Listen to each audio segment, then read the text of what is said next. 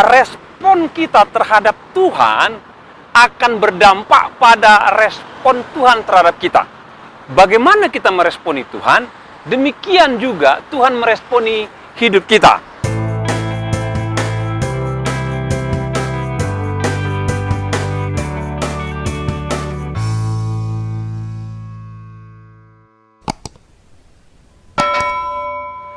Shalom saudara, kita berjumpa kembali. Saat ini saya akan sampaikan renungan dengan judul Kejutan Iman. Judulnya Kejutan Iman. Bapak Ibu Saudara, respon kita terhadap Tuhan akan berdampak pada respon Tuhan terhadap kita.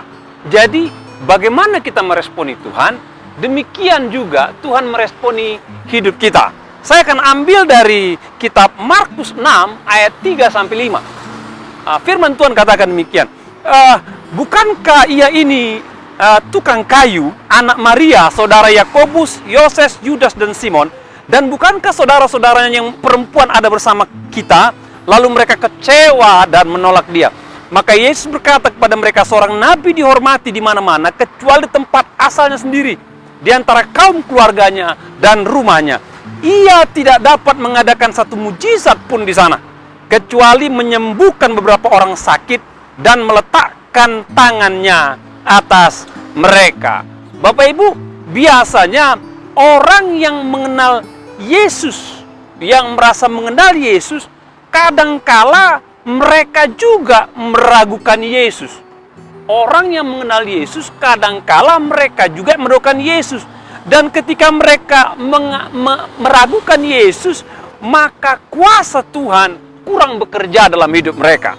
Jadi ini konteksnya bicara mengenai Markus menulis bagaimana Yesus kembali ke kampung halamannya namanya Nazaret. Ya, Nazaret itu kota kecil. Ya, waktu saya diberkati Tuhan ke Israel, saya main ke Nazaret, tapi reruntuhannya saja. Alkitab berkata demikian. Satu kali Tuhan main ke kampung halamannya, ke Nazaret, di mana dia tinggal, di mana dia bertumbuh, di mana dia besar, di mana keluarganya tinggal. Sementara itu Yesus telah melayani di seluruh daerah Israel dan berbuat perkara-perkara ajaib, berbuat hal-hal luar biasa, berbuat hal-hal yang menakjubkan dan mengajar banyak orang, memberkati banyak orang. Dan ketika dia tiba di Nazaret, Bapak Ibu, dia coba mengajar di tempat sebuah ibadah, kemungkinan sinagog. Dan ketika dia mengajar di sana, pengajarannya menakjubkan. Namun masalahnya, orang-orang sekampungnya mengetahui siapa Yesus. Mereka berkata, bukankah dia ini tukang kayu, katanya. Bukankah ibunya bernama Maria, saudara-saudaranya bernama Yoses dan lain-lainnya. Lalu Alkitab katakan, mereka kecewa dan menolak dia. Bahkan Tuhan tegur mereka yang coba berkata-kata pesimis dan negatif terhadap Yesus. Dan Tuhan berkata pedas. Dan mereka, dalam kitab lain katakan mereka coba membawa Yesus keluar dari Nazaret dan ingin membuang dia dari tebing. Namun Yesus melewati mereka. Bapak Ibu, cukup mengejutkan sekali. Mengapa saya katakan mengejutkan sekali?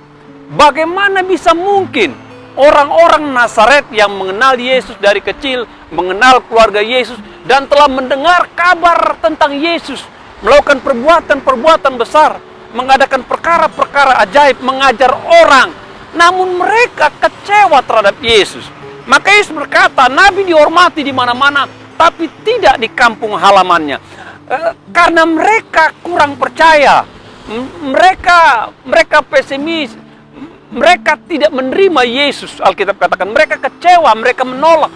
Maka sebagai akibatnya, Alkitab berkata, Tuhan tidak dapat berbuat banyak mujizat di sana. Ya, cuma menumpangkan tangan terhadap beberapa orang sakit, Bapak Ibu. Ya, ironi sekali. Bagaimana Yesus mengerjakan perkara-perkara ajaib di luar Nazaret, ya. Bagaimana Yesus mengerjakan perkara-perkara mujizat dan banyak orang mendapat berkat dari karya kehadiran, pengajaran, kuasanya. Namun di Nazaret, di kampung halamannya, dia tidak berbuat banyak. Hal itu terjadi karena respon yang salah dari orang-orang Nazaret. Karena respon yang salah dari orang-orang Nazaret. Jadi Bapak Ibu sebagai orang percaya, hati-hati dengan respon Anda. Sekali lagi, sebagai orang percaya, hati-hati dengan respon Anda ketika Anda datang pada Tuhan. ketika Anda beribadah pada Tuhan, ketika Anda datang bergereja, ketika Anda datang berdoa, ingatlah respon Anda mempengaruhi respon Tuhan.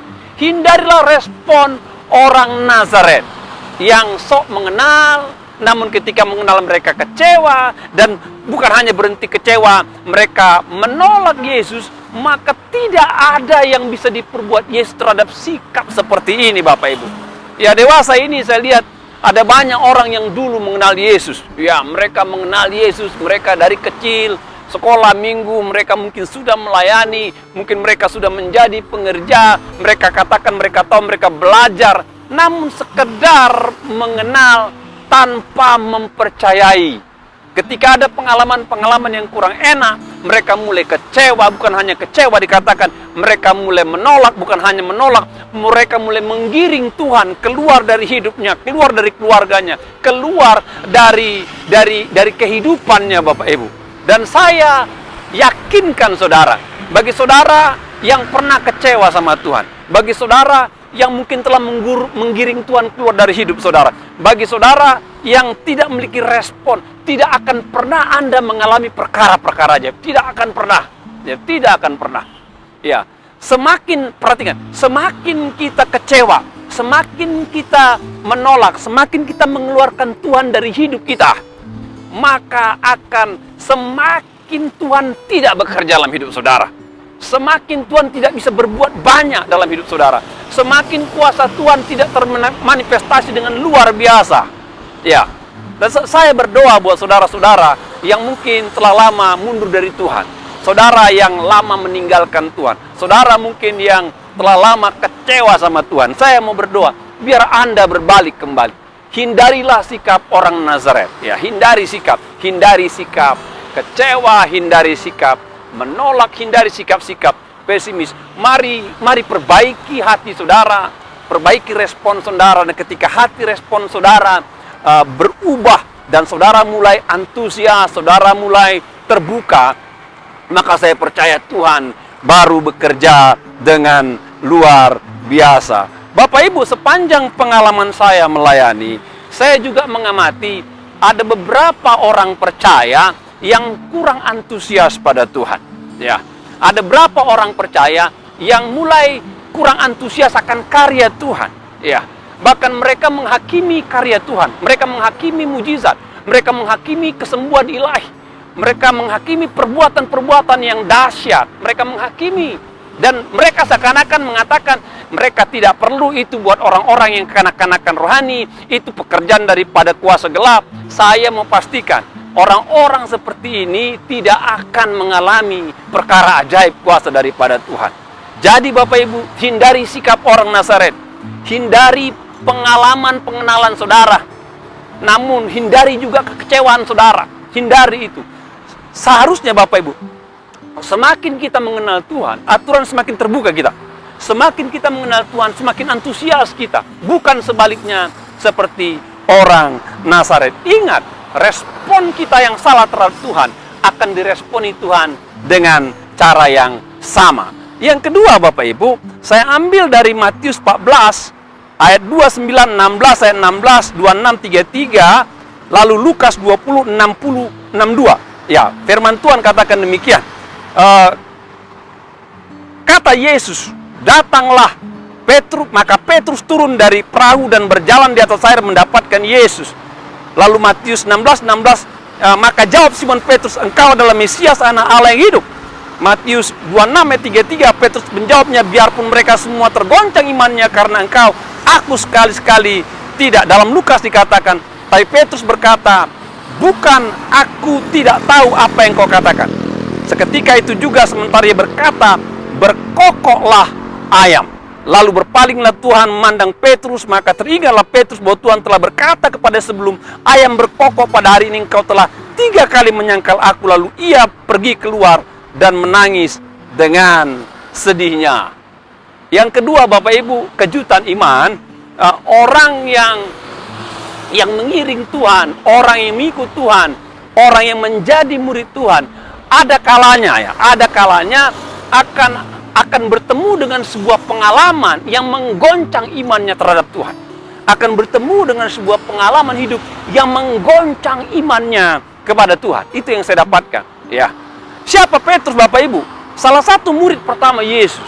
Ya, siapa Petrus? Salah satu murid yang paling dominan. Ya, siapa Petrus? Salah satu daripada 3 murid Yesus yang paling dekat. Siapa Petrus? Dia adalah murid yang pernah berjalan di atas air. Mungkin satu-satunya manusia yang pernah berjalan, mencicipi berjalan di atas air.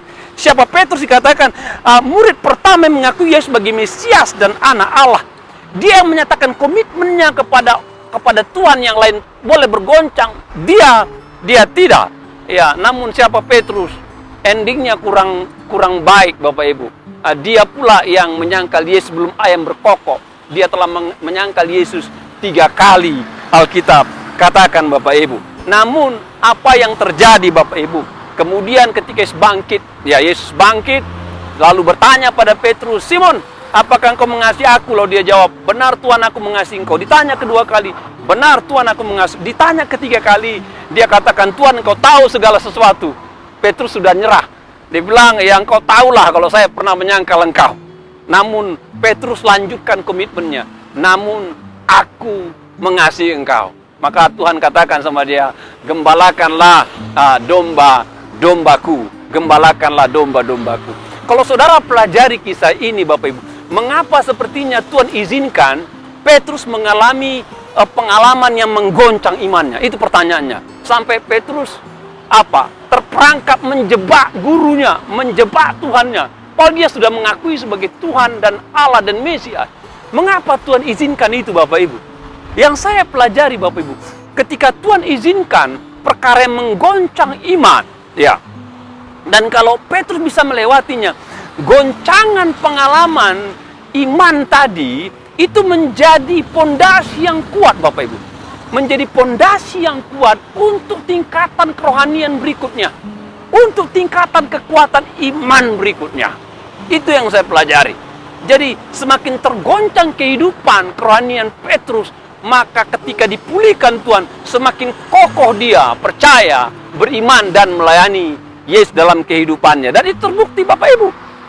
Ketika dia ditangkap oleh sebuah sidang di mana Yesus disidang juga, yang tadinya dia lari ketika ditanya hamba perempuan, dia menantang sidang dan tetap percaya Yesus bangkit dan berkata, "Pilih pada hari ini, engkau taat kepada Allah atau taat kepada manusia, namun aku akan taat pada Allah." Deklarasi yang kuat, yang hebat. Dan dia tetap melayani, memberitakan mengenai kebangkitan Tuhan meskipun diancam, ditangkap, dimasukkan penjara, dianiaya. Dia tetap maju, Bapak Ibu. Sampai menurut sejarah gereja, Petrus hidupnya di Roma dengan cara mati terbalik katanya. Dan menurut yang saya pelajari, kalau saudara lihat basilika yang ada di Roma sana, itu menurut sejarah yang saya pelajari katanya, gereja itu katakan dibangun di atas kuburannya Petrus. Menurut sejarah seperti itu. Itu seperti menggenapi kata-kata Tuhan Yesus, ya, "Engkau Petrus, di atas batu karang ini aku akan membangun jemaatku." Bapak Ibu yang kasih dalam Tuhan, dalam hidup ini saudara sebagai pengiring-pengiring Tuhan, ya, sebagai pengiring-pengiring Tuhan, setia pada Tuhan, ya, percaya pada Tuhan. Ada kalanya kita bertemu pada sebuah situasi yang menggoncang iman kita. Apakah Tuhan masih ada? Apakah Tuhan hidup? Apakah Tuhan masih bekerja? Apakah Tuhan masih menolong? Apakah Tuhan masih menyatakan kuasa, pertolongan, kehadirannya? Apakah Tuhan itu nyata apa tidak? Tuhan izinkan engkau bertanya seperti itu. Untuk saat sepertinya engkau bertanya akan keberadaan Tuhan. Namun ingatlah, ketika engkau bisa melewatinya tetap percaya, maka saya yakin hal itu akan menjadi jangkar imanmu. Ya, menjadi jangkar imanmu untuk engkau bisa melangkah dalam kehidupan rohani dan engkau semakin kuat kepada Tuhan, beriman kepada Tuhan, bersandar kepada Tuhan. Mari saya ajak saudara berpikir demikian. Coba saudara ikut cara saya berpikir. Pastilah Bapak Ibu, di antara Anda dan saya, ya, di antara saudara dan saya, mana pengalaman-pengalaman yang menyakitkan di masa lalu? Ya. Mana pengalaman-pengalaman yang sulit? Mana pengalaman-pengalaman yang getir? Ya, yang sepertinya menggoncang kita, mengganggu kita, menggoyah kita. Pengalaman-pengalaman itu menjadi pengalaman-pengalaman yang kuat mencengkram pikiran kita, mencengkram daya ingat kita. Sebagai apa? Sebagai memori buat kita untuk supaya kita menjadi pribadi yang baik. Yang kedua, kadang-kadang itu menjadi modal buat kita kalau saudara ketemu masalah ke depan. Saudara akan bisa melewati masalah itu. Karena apa? Karena saudara sudah melewati masalah yang sulit. Demikian juga dengan kehidupan kerohanian. Kalau saudara sedang mengalami goncangan iman, Tuhan izinkan, saya percaya pengalaman itu dipakai Tuhan menjadi modal saudara untuk tetap maju di kemudian hari dengan lebih luar biasa lagi. Ya, yang terakhir Bapak Ibu, saya dapatkan dari Matius 8 ayat 8-10 Alkitab katakan, tapi jawab perwira itu kepadanya, Tuhan, aku tidak layak menerima Tuhan dalam rumahku. Katakan saja sepatah kata, maka hambaku itu akan sembuh. Setelah Yesus mendengar hal itu, heranlah ia dan berkata kepada mereka yang mengikutinya, aku berkata kepadamu sesungguhnya, iman sebesar ini tak pernah aku jumpai pada seorang pun di antara orang Israel. Perhatikanlah ayat mengatakan, setelah Yesus mendengar hal itu, heranlah ia. Heranlah ia. Ya, guncangan iman. Ya. Yang pertama, Nazaret, orang-orang Nazaret yang merasa kenal Yesus. Namun ketika Yesus datang kepada mereka, mereka kecewa, mereka menolak. Dan Tuhan tidak mengerjakan perkara-perkara ajaib banyak karena respon mereka. Yang kedua, Petrus, murid yang paling diandalkan, yang dekat dengan Yesus, murid pertama, yang mendeklarasikan ia sebagai Mesias dan Allah, mengalami pengalaman guncangan iman. Dan dia bisa melewatinya, namun itu dipakai Tuhan sebagai pengalaman yang memperkokoh imannya untuk setia terus mengiring kepada Tuhan. Yang ketiga adalah perwira Roma. Dia punya hamba sakit dan dia datang mencari Yesus. Wah, settingnya agak lucu bagi saya. Mengapa? Dia orang Roma. Ya, dia pegawai pemerintah. Datang pada seorang sipil bernama Yesus. Israel dijajah oleh orang Roma pada masa itu. Orang atas minta tolong kepada yang orang bawah. Bagaimana di depan mata publik? Tapi perwira ini nggak peduli. Dia nggak peduli. Dia datang pada Yesus, dia minta tolong karena dia dengar Yesus bisa menyembuhkan orang sakit dan katanya hambaku sedang sembuh. Yesus tawarkan diri, baik saya akan datang menghampiri hambamu di rumahmu. Dikatakan nggak usah Tuhan, aku nggak layak terima katanya. Sebutkan sepatah kata katanya, maka hambaku sembuh. Maka Alkitab katakan heranlah Tuhan Yesus dan berkata iman sebesar ini tak kujumpai di antara orang Israel. Kejutan iman. Aturannya Bapak Ibu, yang punya iman besar itu mestinya orang Yahudi, kalau boleh orang Nazaret, kalau boleh murid Yesus. Namun Yesus berikan statement, iman besar itu bukan milik orang Yahudi, malah milik tentara Roma sebagai pegawai kerajaan. Ya, nggak ada kaitannya dengan root kerohanian orang Yahudi di masa lalu sampai pada nggak ada kaitan. Namun orang seperti ini betul-betul mempercayai Yesus dan dikatakan sebut sepatah kata, maka hambaku itu sembuh. Dia begitu yakin akan perkataan Yesus, meski satu kata, bukan satu kalimat, satu kata, bukan sebaris doa, satu kata, bukan sebuah tindakan datang ke rumah, satu kata, bukanlah harapan yang muluk-muluk, ya, cuma satu kata katanya, satu kata saja Tuhan, hambaku sembuh. Dan benar, ketika Tuhan katakan pulanglah hambamu sembuh, maka ketika dia sampai di rumah dikatakan, bilang Tuhan, hamba Tuhan sembuh. Kapan dia sembuh? Kata dia, beberapa waktu yang lalu, di hari yang lalu katanya. Ingatlah perwira ini, pada waktu itu Tuhan mengatakan pulanglah dan hambamu pasti sembuh. Dan hambanya sembuh. Bapak Ibu, seperti saya katakan di depan, bagaimana respon saudara terhadap Tuhan, demikianlah Tuhan meresponi kita. Bapak Ibu Saudara, kalau saudara punya masalah, punya pergumulan, punya rintangan, mungkin punya hal-hal yang sudah tidak bisa saudara kerjakan dan saudara angkat tangan seperti perwira ini, masih ada satu sumber pertolongan. Ketika engkau membawa hatimu, bawa imanmu seperti perwira ini, sebutkan satu patah kata, maka saya yakin ketika kau punya iman sebesar itu, maka kesembuhan terjadi. Iman sebesar itu, maka pertolongan terjadi. Iman sebesar itu, terobosan ilahi terjadi. Iman seperti itu, maka Tuhan pun meresponi imanmu yang besar dengan perbuatan-perbuatan yang besar. Kiranya biarlah kita punya respon yang benar terhadap Tuhan, maka Tuhan akan meresponi kita dengan benar. Tuhan berkati kita semua.